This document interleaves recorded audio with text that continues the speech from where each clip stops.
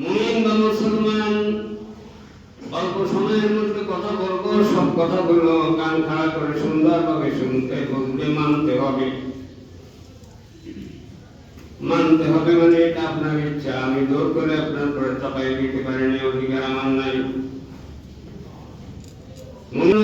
ইসলাম এবং ঈমান সংরক্ষণের জন্য, পরিপক্ক করার জন্য ট্রেনিং ও প্রশিক্ষণ।